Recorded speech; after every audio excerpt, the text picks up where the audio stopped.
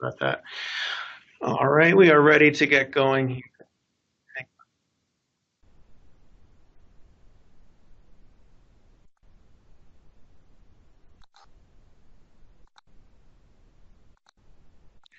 All right. Well, good morning or good afternoon, everyone. This is Michael Pansaroli here, your guest host for today. And we are going to go ahead and just jump right into our agenda today. So we're going to have just a very short community welcome, and we're all here for Windows Defender Advanced Threat Detection.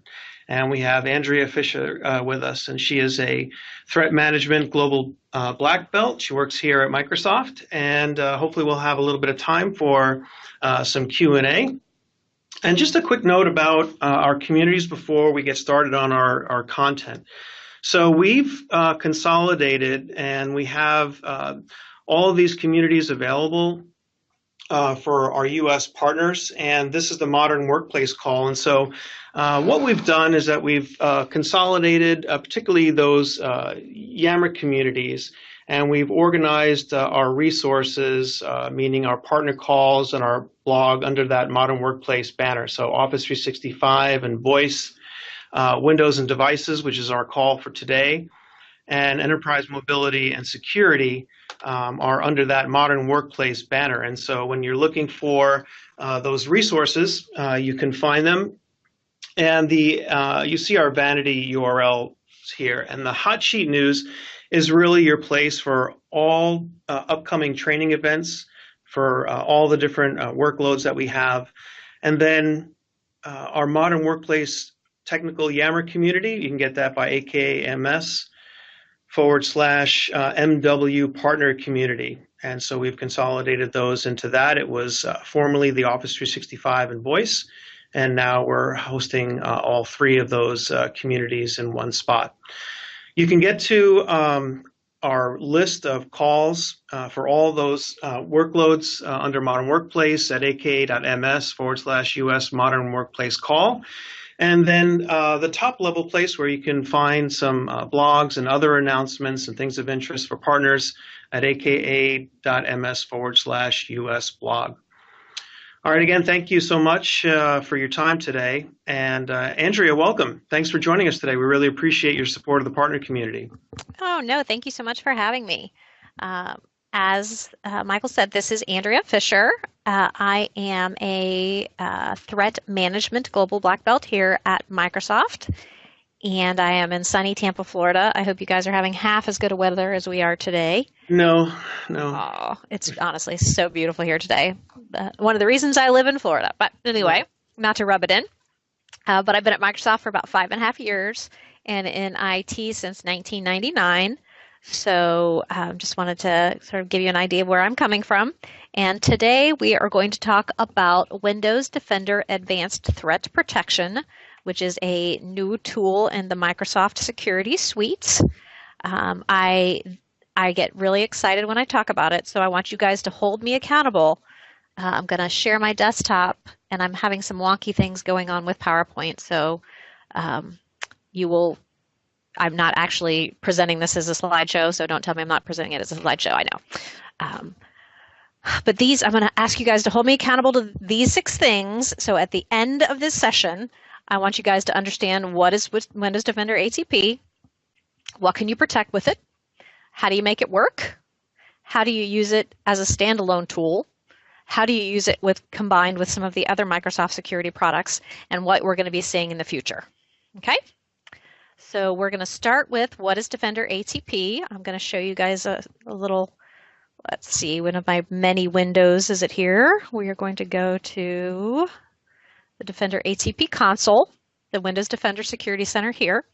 So Defender ATP is Microsoft's addition to the endpoint detection and response space.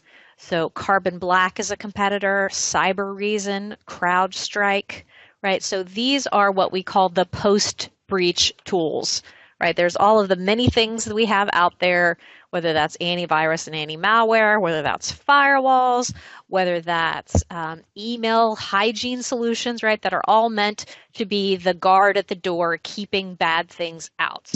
Defender ATP is the idea that someone is always going to get inside. We want to find them as quickly as possible, right? So, a lot of the companies that have been compromised over the past few years, sometimes the bad guys had been inside their environment for, 3/4 of a year, right? I think 272 days for one of the larger retail stores. And what we want to do is get that from, months and months to days to minutes. So that is what is Defender ATP. We will quickly talk about what you can protect with it. So as of today, it protects Windows 10 Enterprise, as well as Server 2012 R2, Server 2016, and we just announced, I'll show you here, so we did have clients, servers, and now we have non-Windows.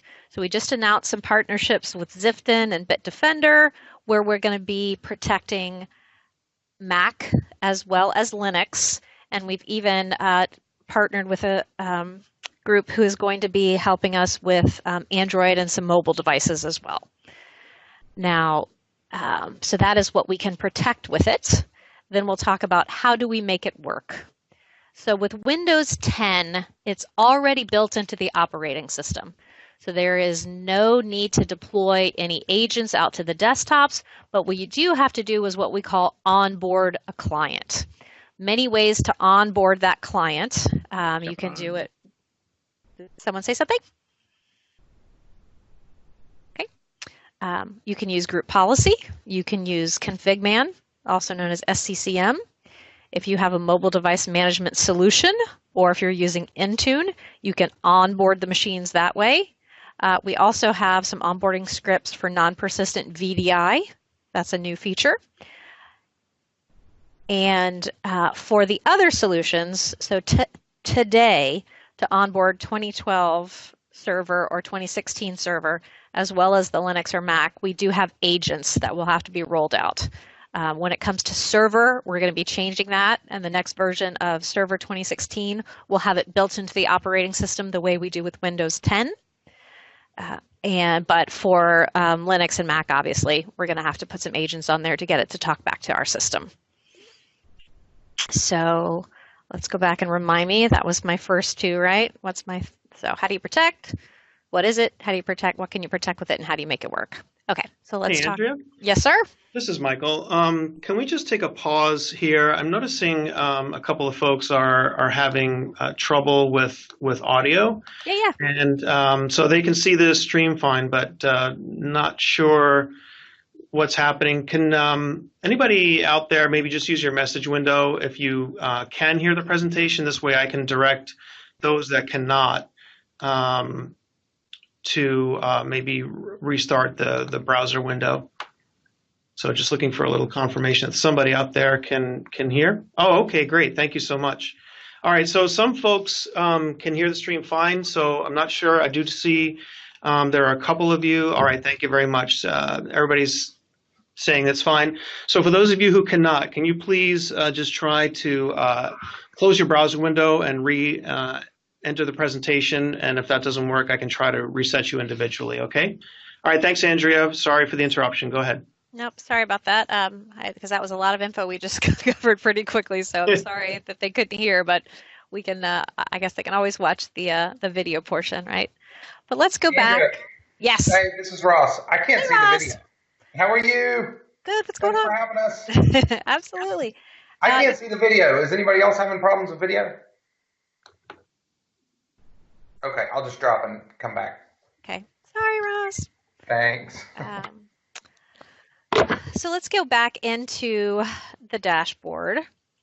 So this is something, a couple ways I like to talk about this, which, let's see why it's not going back to the dashboard.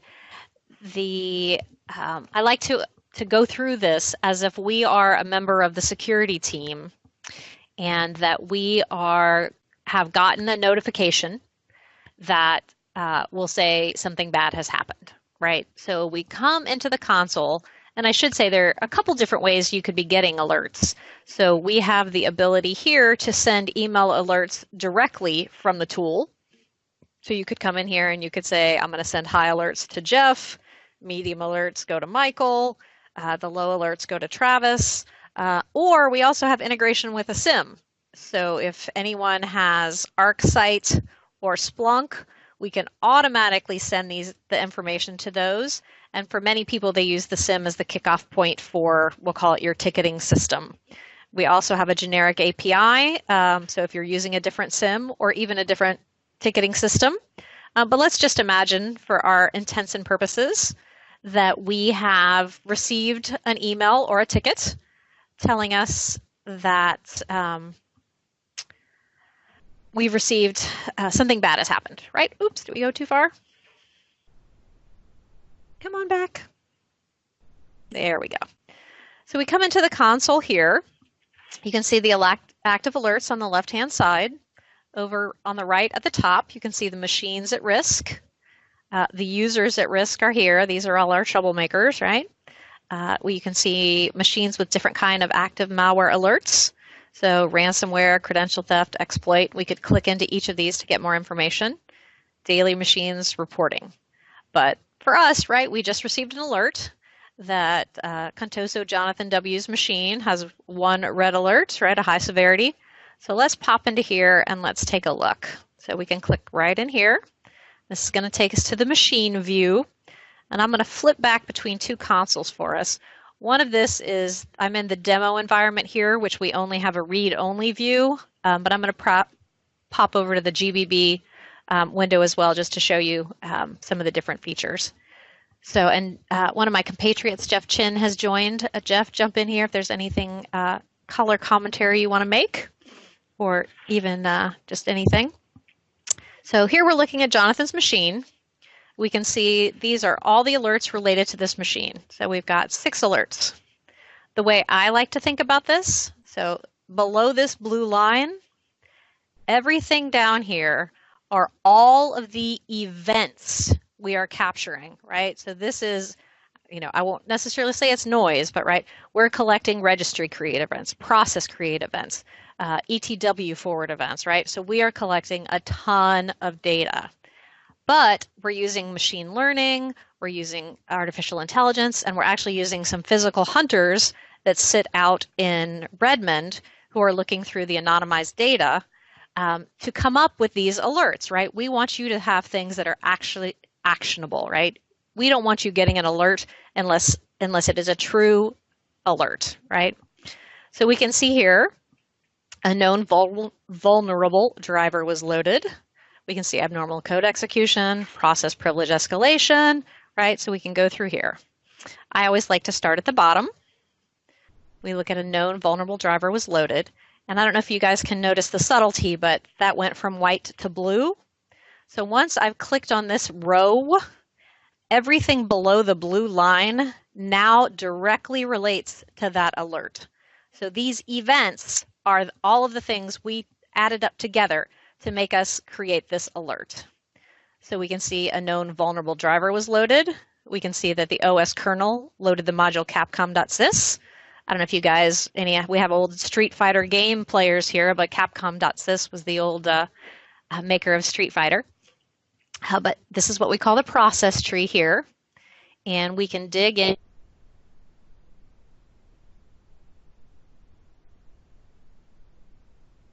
You can see when I click there, we can find out about the SHA hash, the MD5 hash.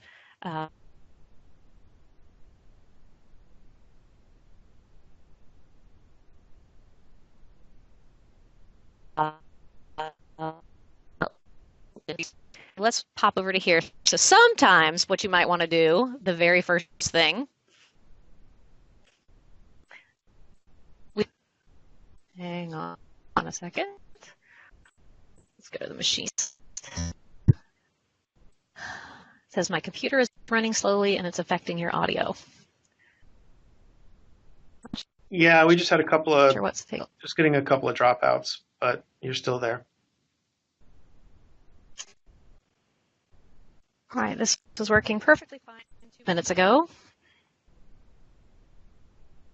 in a second. Grr.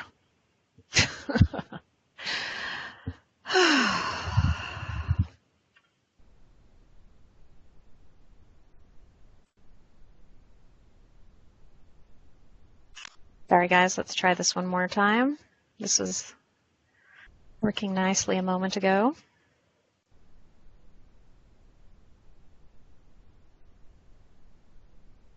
But let's just, while we're doing that, while we're waiting for the screen to come back up, let's talk about one of my favorite things about Defender ATP is this is a product that we built from the ground up. A lot of the Microsoft tools were things that we acquired from someone else. But this was to, in fact, a struggle we were having internally, which is the number of alerts that we were getting on a given day, even after they were triaged and, fed through the SIM. We were still getting more alerts than anyone could possibly handle in a given day. So we worked with a team and built this tool for ourselves and are happy to share it with others. I'm not sure. Jeff, do you have it up? I may need you to share your screen. Jen, are you there? Yeah, I'm walking at the moment, so I can't share my screen now. Good, thanks. Well, let's imagine, sorry guys, I hate it when this happens. If I click this Actions button, what we should have here is a list of things we can do. So one of the new features we have is the ability to tag a machine, which I was going to show you guys. But so let's say we might tag these machines based on location. We might base them on, like maybe this is, Southeast Asia versus US, or maybe this is contains sensitive information versus doesn't contain sensitive information. Maybe this is C-level exec versus IT, but we could tag it. So imagine if we came in, we saw a red alert on someone whose machine that contains sensitive information. So the very first thing we could do is click this actions bar, and there are actually several options below here that we should see, and one of them is isolate machine. So the first thing we could do is say, oh my God, this is a super important user. Before I do any research at all, I'm going to isolate machine. So what that does is bring up the built-in Windows firewall. It does keep a port open for you to communicate over Skype IM. So you could send a little Skype and say, hey, did you just click on something? We're isolating your machine. And that way they could say, oh my goodness, I just opened an email and I clicked on the link, right? So we could have some idea of the context. But even without that, we would be able to isolate that machine to prevent it talking outward to any kind of nefarious website, prevent it from leaking any data, right? We've immediately managed to shut that down. Now, if you're running Windows antivirus, now this can run side by side with any antivirus tool, but if you are running with Windows Defender AV, it works better together. So one of the other options we might see here under actions is, so imagine maybe this isn't a super duper private user, and imagine it's only a yellow alert. So maybe we just hit actions, rerun antivirus, right? And it cleans that off for us. So that's certainly a possibility.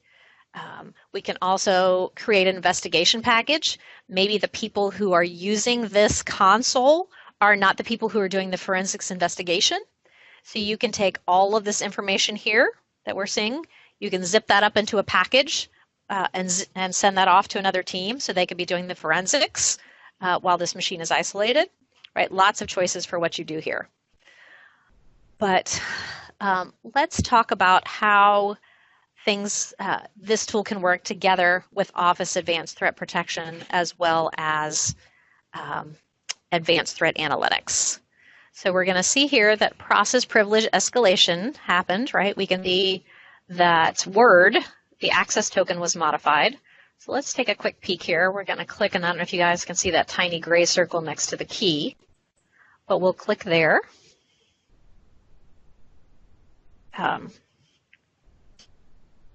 And what we should be able to see, let's find it here.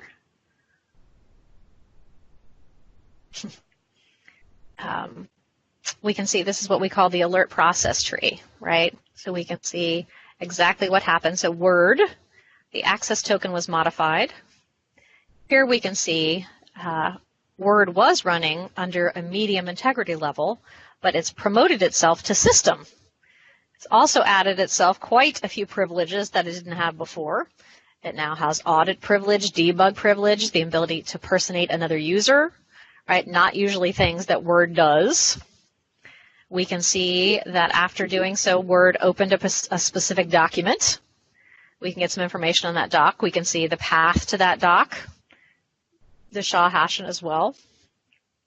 We can go all the way through down to the kernel. But here we have some opportunity for actions as well. Let's see if it's going to... I should be able to click on this. And it should give me the option to stop and quarantine this specific file, which, here we go, as well as if I were running Defender Antivirus, I should be able to, if it's a suspicious file, I can block it on, when I click block this file, the cloud takes advantage of that, and every machine that's running Windows Defender Antivirus will then block that file if it happens to come to them. Let's go back. Jonathan, let's look here. Now go back. Let's look here. We have lots of ways we can look through the machine timeline here. We can search for hashes, we can search for files, paths, usernames, IPs. We can look for different kinds of informational level. We're going to look at behaviors. We can also look at different event types.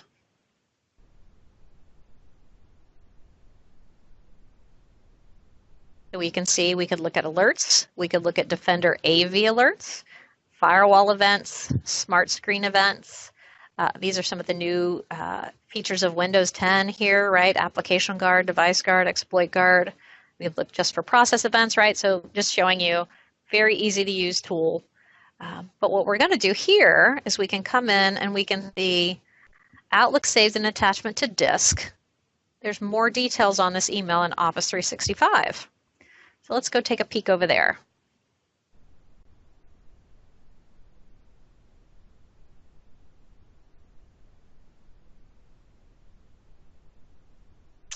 So we can come into the advanced threat protection of Office 365, and we can see Jonathan W., right? That's who we were looking at. Jonathan received an email, invitation to submit RFP. So it looks like this was a phishing attack of some kind, right? But what we do know is that, which we did not before, was that Ava and Jay look like they might be possible victims of an attack as well. Now, because Office and Defender A2P, or I should say Office A2P and Defender A2P are talking to each other, when Defender A2P thought something was suspicious with that email or that file, it's talked back. And so when they tried later to send this email to Ava and Jay, the file was blocked. So lucky for us, the fact that the two tools can work together have made our lives a little easier. But we also know that both Ava and Jay look like they could possibly be, party to an attack. So we can pivot from within that tool. It'll take us back into Jay's machine here. So you can see now we're in Jay's machine. Now we have some alerts on Jay's machine, right? We've got yellow, we've got orange, no red alerts here. But what's interesting is this is Jay's machine, right? Look at the user on all these alerts, Jonathan Walcott, right? Why is Jonathan participating? Why are all these events under Jonathan's name? So again, just showing us this wide view across all of the different security products at Microsoft, right? We didn't even know necessarily that Jonathan was under a serious attack until we brought those things together.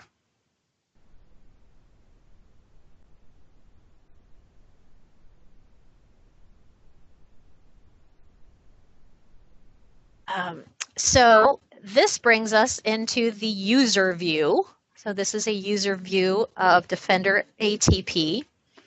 But what that does is it lets us pivot into advanced threat analytics. I don't know if you guys are familiar with that tool. It sits between all of the users and the domain controllers doing some deep packet level inspection to show us if there's any unusual behavior happening. Like maybe, I've been working at the company for 5 years. I've never written a PowerShell script that tried to query the domain controllers before, but all of a sudden that started, that's going to flag an alert, right? Why is Andrea all of a sudden trying to enumerate all of the users in the Active Directory users and computers? So, but as I said, those three tools talk to each other. So we come here into the advanced threat analytics and we can see suspicious activity is high. We can see suspicion of identity theft based on abnormal behavior. So Jonathan, he's logged into 3 computers he doesn't usually log into. He's trying to access our domain controller, which is not something he usually does. So this is showing you, I think, the 5th or 6th point on our list, which was how do the tools work better together? So this is giving you this wide view on a single, it's not really a single pane of glass, right? On 4 tabs of Edge, you get a pretty wide view of what's going on in your environment. We have a new feature as well. Let's look at the dashboards here, called Security Analytics. It's going to let me get there. So this is another way to get a quick and dirty view of security in your environment. I'm not exactly sure why a perfect score is 600, but it is. And you can see here sort of a overall view of our health, right? We've got endpoint detection response, how it's configured, antivirus, OS, right? But for fun, let's take a look at the OS security updates. This is going to tell us that we need to install the latest security updates on 7 machines. We need to resume paused Windows updates on 2 machines. We need to reinstall failed security updates on 1, right? So we can pop into here, click View Machines. This is going to give us a machine list. We could export this list, drop it in an email over to our patching team, say, hey, we're aware that these machines seem to be missing some patches. Can you please remediate this? So when we can do that with antivirus, and again, the new features that we were talking about that are available to you in Windows 10, you can track your security score over time.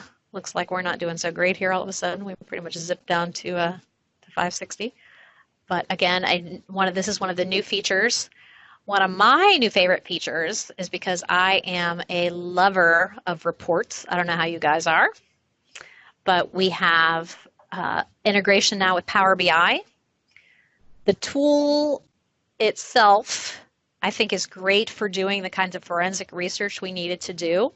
But as we know, whenever you have a new tool, we'll call them the bean counters, want to know what the bang for their buck is. So there was no way on the console before to say, how many alerts did you have in the month of October? So now that we have the ability to access these Power BI reports, which hopefully it will come up soon so you guys can take a look at it, you can say, how many red alerts did I have in the month of October? How many alerts, I'm going to go look at Jeff's machine. How many security problems has Jeff had in the last 6 months? How many problems seem to be dealing with malware? How many problems seem to be dealing with outdated patching? All right, well, that worked really well. Hang on, let's try it one more time.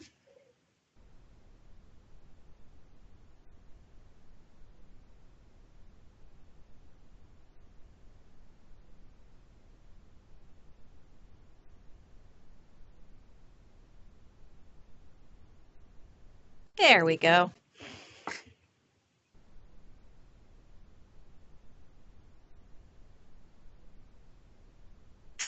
Slowly but surely. So let's go take a look at the reports. So you can see active versus inactive machines. You can see machine count by OS platform. which isn't very interesting for us here because they're all Windows 10, but they could be Windows Server, they could be Mac, they could be Linux. See the alert severity, the alert status, and each of these you can dig into. I said the data here is not as thrilling as it could be, but imagine the ability to come in here and drop down by status, which could be severity, right? Medium, high, low, detection source, could be antivirus, could be exploit guard, could be smart screen. But again, just a great way to show some visual reports of things that are happening in the environment. Now, let's pause here, because this is as things exist today. And let's either take some questions. That was a lot of data that got thrown at you pretty quickly. And then after that, let's talk about what's coming in the future. So does anybody have any questions? Feel free to ask your questions in the messages window. And I'm not seeing any questions right now, Andrea, but I will let you know if they come in. Okay, well, if I'm talking too fast or if anything's not making sense, please tell me. But what we just showed you was actually, let's click back in here to my weird PowerPoint, but let's look at the next slide.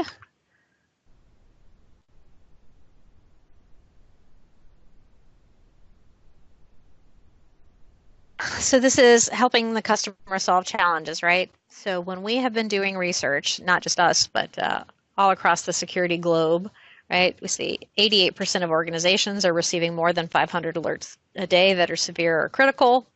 Only 60% of them, have 3 to 5 full-time employees whose job it is to do just that. And then 88% of participants said their teams could investigate only 25 or fewer severe alerts per day, right? So what does that pretty much tell us? That there is a huge gap, right? We are either going to be hiring more and more security folks, or we have got to find a way to automate some of this. And that's what we're going to talk about on the roadmap here. So we have a new tool. So I was saying before that Defender ATP was built from the ground up. But recently, you guys may have heard that we purchased Hexadite, which was a security automation tool. And with Hexadite, we're integrating their new features into Defender ATP. We should be seeing them probably very soon this spring. And what we get with it is, so we have a new addition to the dashboard, right? And this is the automation dashboard. So what we still see all the active alerts, we still see the machines at risk, we still see the users at risk, but now we have active automated investigations. And we can see here 206 investigations have been completed, 189 were remediated. The average time to remediate is now 1 minute and 6 seconds. So, even what we just did poking around has taken us far longer than that, and it took us, 20 minutes to make our way to figuring out that it was a phishing attack. And then, we never even decided, are we going to wipe and clean that machine? What are we going to do about it, right? So most of the time, this is going to take hours. But let's look at, we now have the ability to go into, these are all of the automated investigations being run. And we can see here a new way of looking at this. So an alert was received from Defender ATP, right? And we go counterclockwise around this here, and we can see that Defender ATP dropped the alert. Once we get those, this is the term, though I hate to say it, we start a automated probe of the machine. And the probe starts doing all of the things we would have done. Starts looking, are there any new processes have been created? Are there any new services that have been created? Any unusual files, right? It's going to start walking its way through and telling us what we need to know. So we can see that, and it also starts looking wide across the spectrum to see if any other machines are exhibiting that same behavior. So what we have here, I don't know if you guys can see here on the right-hand side, we found another endpoint, right? So we've got Dina's machine and Jacob's machine, both reporting the same unusual behavior. Then we can go through and we can see that we've analyzed over 2,000 files. We analyzed 84 processes, 281 services, right? We've managed to do all of that. And what we did was we see that malicious entities were uncovered, and we can see all the things. We quarantined 2 files, we terminated 2 processes, and so all of the things that a person would have done for us, these automation workflows are going to do for us on our own. So all of those things can be remediated without us. So we can see, analyze multiple files. We've grouped the files by hashes, right? So we can take a look at all of the things that have been done to automate. We also have the ability you have 2 choices, right? Maybe you don't want automation isolating your CEO's machine from the network, right? Maybe you don't want that to happen without someone's intervention. We also have the ability for you to take certain machines out of that automation, or maybe it's domain controllers, right? I don't want anything making automated responses on the domain controllers. So we can do that, and we can say this group of machines is going to do that same probing process, but it's not going to do the automated. It's going to prompt you and say, hey, I found this. What do you want me to do? And maybe what you do is you physically go over there and do your forensics. Maybe you call somebody, right? But it's not going to do all that stuff for you automated. So that is the roadmap that's coming that we were talking about.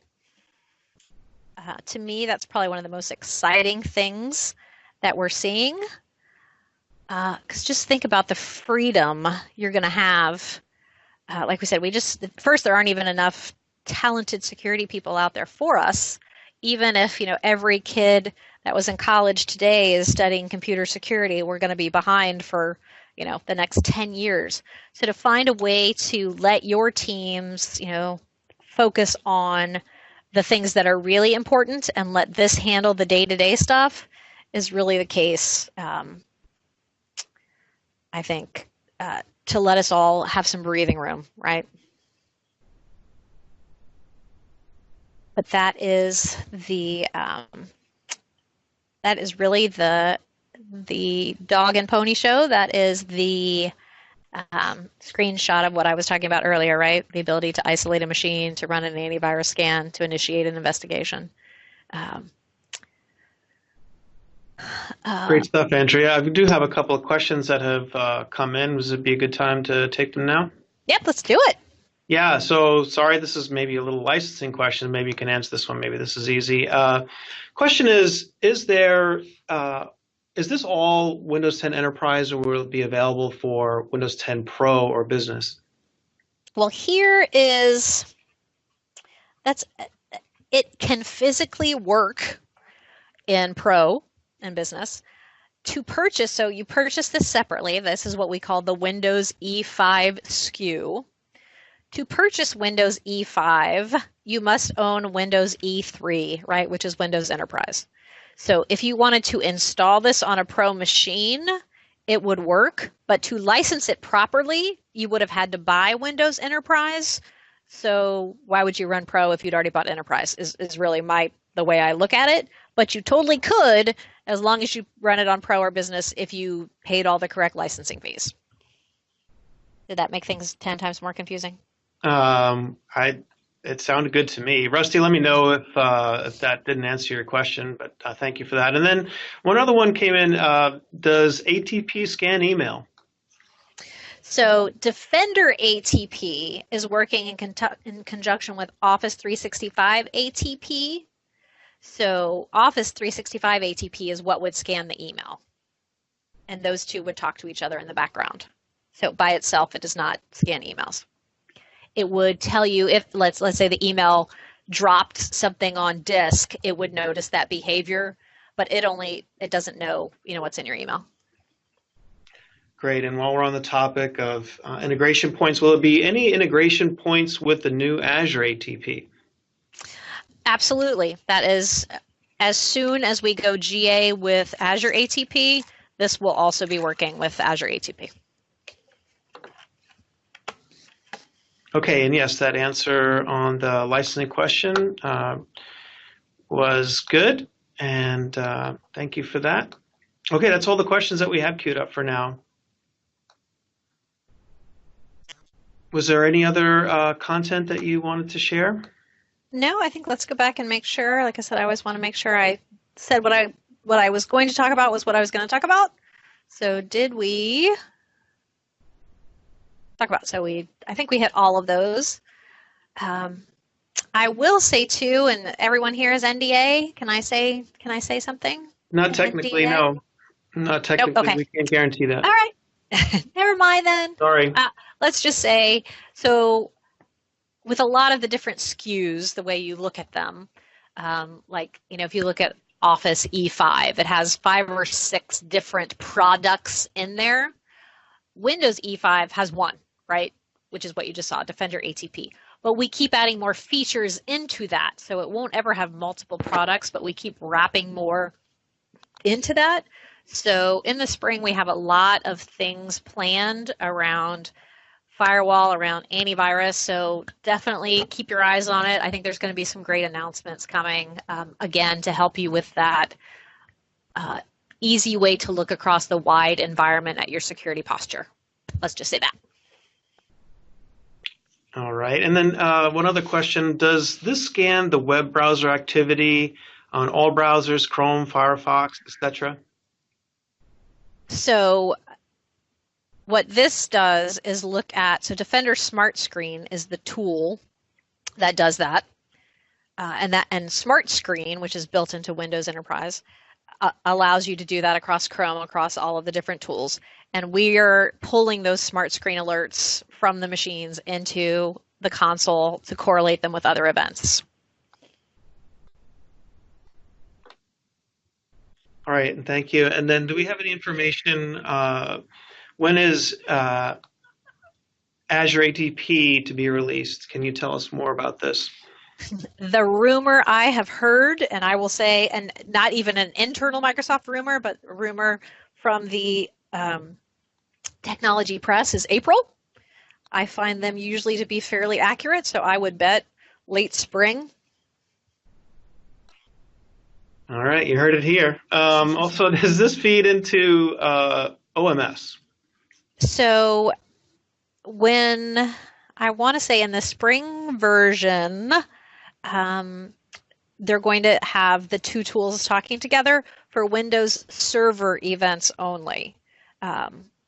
There's been talk about whether all events or just server events, because most people are only using OMS for servers. So that internal debate goes on. If you have any feedback on whether you want desktop alerts in OMS as well, let me know. We're trying to take that back for discussion. But yes, you'll definitely be seeing server alerts in OMS. All right, thank you. And if there are any other questions, feel free to post them in your messages window.